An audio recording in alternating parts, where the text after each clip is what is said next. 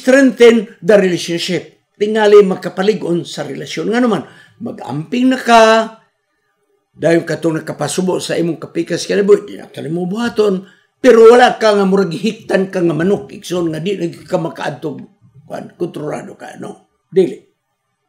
So, ikson, kini makamotivate sa couple, sa appreciate sa mami, salamat kayo nga concern ka sa ako. Oh.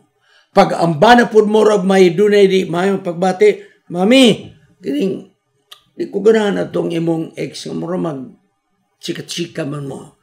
Muingon na nga so, Dad, thank you sa imong concern, Dad. Sige lang, Dad. Ubas tabang sa Ginoo, dili lagi. Makapalig-on sa ilang ilang relasyon. Unya, ang healthy jealousy expresses concern. Mupadayag ka sa imong kabalaka sa iya. Dad, ba sibag maghinayak mo, ana, ha? Mami, ni uli arba itong imong ex, basin ba ya, ha? Expresses concern. Muna yung pamaagi na ang healthy jealousy, makakomunikar ka sa imong asawa, sa imong bana, sa mga insecurities nga imong gibati. Dayon, maabli ang inyong istorya. Kada bang dinagko ng istorya, edukado ng istorya, high level na istorya. Okay. Arita sa unhealthy jealousy na po. Sa pikas nga bahin, ang unhealthy jealousy, unsa man excessive possessiveness. Sobra nga murag imo nagyung tuokon ang tao nga di na magkaginawa kay di na mo palihukon. Dere ka. Ha? Kung mulakaw gani ka, magpahibalo kang asa karapit. Kaya na may asa, bana nga nagsumbong na ko nga, tuwa na sila si Ban, bisang mangihila siya, mami, mangihil ako. No. Kana, extra possessiveness. Oh. Mutindo ka, asa ka? Mangluwa sa ako. Kana sobra na yun na. Extreme possessiveness. Unya, desire to control a partner's actions and behavior. Ikaw ang magkontrolar. Dili ka magsigig tutok anang babayhana. Kinahanglan, dagan, igsoon. Dagan. Sumuni ang atong batayan kay unhealthy jealousy ka na. Dayon, ang unhealthy jealousy is persistent and excessive. May bala ni mo healthy o unhealthy nga naman. Ang healthy jealousy, o saman, occasional, temporary. Pero kaning unhealthy jealousy, persistent and excessive.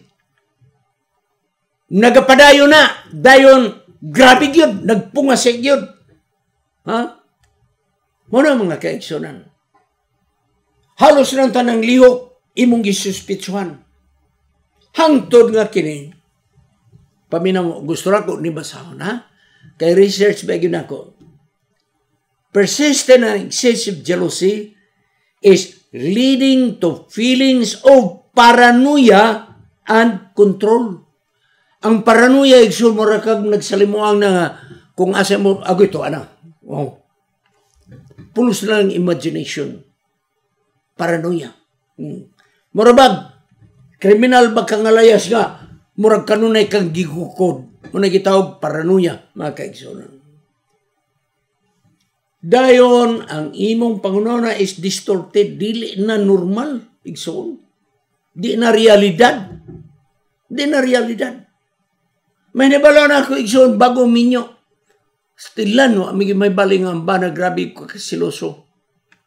Pagdakaw sa bana mo trabaho, ang balay trangkahan. Kandaduhan niya ang balay. Can you imagine that? Uroy na magnaisunog, di perting pagkaugdaw sa asawa igsoon. Muna gitawag distorted perception. It involves irrational thoughts. Di na makaturungan niya una-una. Unya ang iyang mga assumption, ang iyang mga pangagpas nga, ang iyang asawa, iyang bana, kini, nagbinuang yun. Pulos kini mga assumption. makadaot kini sa relasyon. Mo na yung atong batayanan. Moabot kini nga adunay gitawag emotional abuse. Ang tumang pagsilos, unhealthy jealousy, musangko kini sa emotional abuse. Kaya musang imong gisilusan, di na ni iyang kaugalingon paglihok niya, pulos na gibanatay, di na nung normal ang iyang mga plano, ang iyang mga linihukan. Ha? Hangtod nga kundi mapugnan ang maunimong excessive possessiveness, it will result of physical violence. Kay gusto ni mong kontrolahon gyud ang imong kapikas sa kinabuhi. Busay son, kining dili maayo nga pagsilos gikan kini sa unsa? Insecurity. Insecure ang maong nagasilos. Mubo ang iyang paglantaw sa iyang kaugalingon. Agoy nangita yung tuglan. Kung taas ang paglantaw sa mong kaugalingon, yung kog di ito mangita. Ako pa. Taas imong pag mubo ang imong pagtaron sa mong kaugalingon, maghunaw na ka nga kato mas gwapa nimo, kato mas gwapo nimo, kana igsoon. Kana mo sangko na. Nga naman, low self-esteem. Unya, may imong kaagi sa unang panahon, the past trauma. Kada mo apil gihapon na. No? Busa kinahanglan, susiyon, nanong na imong kadana, base baya sa panimalay, manitabo ninyo. Tingali imong ginikanan na nagbulag. Kini mo apikto usab. Underlying issues rather than focusing solely on the behavior. Susiyon yun unsay background, mga kaigsunan. Okay. Mora na ta dapit sa pagtapos. Extreme jealousy. Karang sobra-sobra gyud nga pagsilos. While jealousy is normal human emotion. Mo na giyon sa psychology, ha? Sa psychology na giyon, while jealousy is a normal human behavior, extreme or pathological jealousy can be a symptom of underlying mental health condition. Oy, paminaw mo. Paminaw yun mo. Ang sobra nga pagsilos di ay simptoma kini sa adunay imong mental health condition. It is not necessarily a mental illness in itself, but it can be a sign of various disorders. It's on. Don't blame me. This is the result of my research. According to psychology, kanang extreme na di na makatarunganon yung mga pagsilos, that is mental health condition.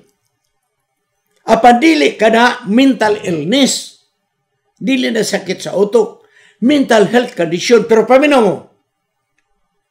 But it can be a sign of various disorders.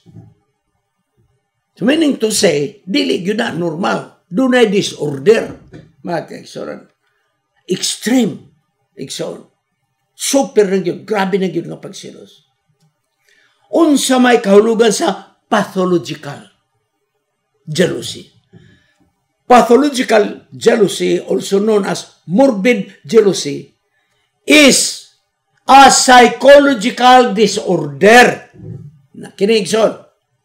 Ang pathological jealousy is a psychological disorder.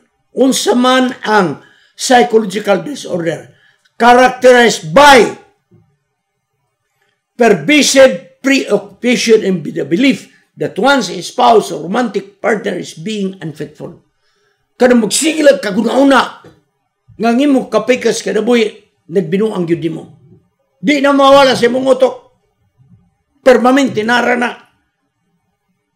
Pathological jealousy. O ang pathological jealousy nga pirmi na sa mong utok is actually a psychological disorder. What is psychological disorder? Pervasive preoccupation. Karang kanunay ka nga imong hunauna samtang nagtrabaho imong hunauna nagunsa na putong akong asawa nagunsa na katong ako bana nga kanunay kan hunana nga wala gyud siya magtinarong sa imong relasyon, unfaithful gyud ang imong kapekasyon buhay. sige kag panilos, paminaw ha, despite the absence of any rail of substantiated evidence.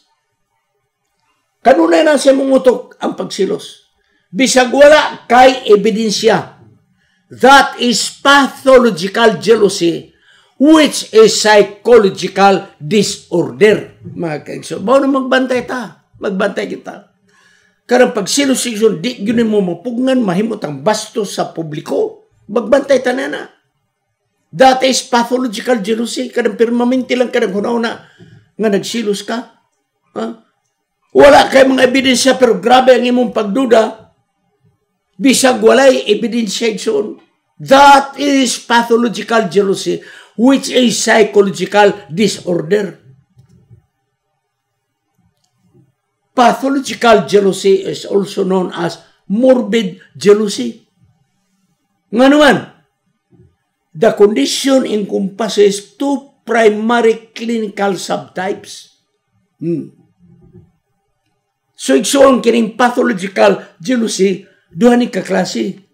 Ang usa, obsessional jealousy. Ang usa, delusional jealousy.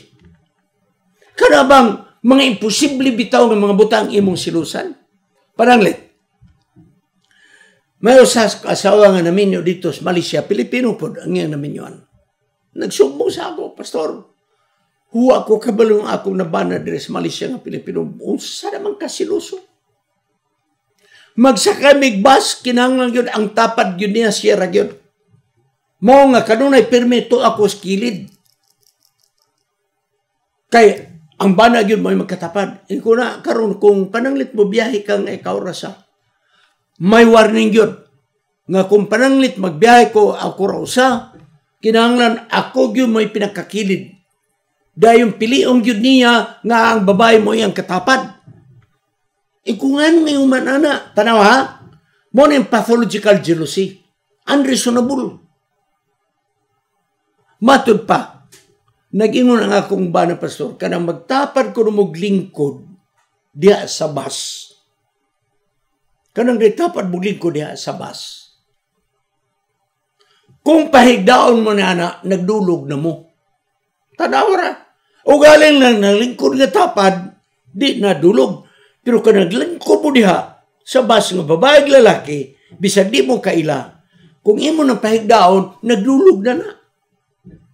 Igsoon, that is psychological disorder. Delusional jealousy. No? Obsessional jealousy. Muna igsoon ang atong mga bunga sa atong research. Karon ni atas mga talambagan. Ang atong tambag karon mo, as much as possible, even if you're not doing wrong, but if what you are doing disturbs your spouse, stop it. Kutob sa arangan na mahimo. Kung unsa nga atong gibuhat, bisag wa tay sala nga gibuhat, apada kapadisturbo sa atong kapikas kinabuhi atong hunungon as much as possible. Pero kung pulos na lang halos na ka makalihok, that's another thing. That's another thing. Sa magtiayon, ang pagsalig puhunan yun. Trust your spouse. Kaya abi ninyo, bisag imo pang trangkahan ang imong kapikas kinabuhi balay. Bisag imo pa ng trangkahan. Kung si Augyo da, nga asawa si Augyo da, nga bana, mangabit yun na siya. Mangita siya ng paagi nga makalibong bisag imo pa ng koralon. Ang manglimbong yun. Aparigsoon, ang asawa bana nga masaligan bisag walay mga pasidaan, dili yun na siya magpakasala. Sa kabinyoon, gugma mo ay magpatigbabaw. O kining gugma mo hatag sa gitawag relative freedom. Dili absolute freedom. Mga bisag asa na lang ka. Relative freedom. Doon ay mga restriction nga kagawasan. Ngadto sa imong kapikas sa kinabuhi.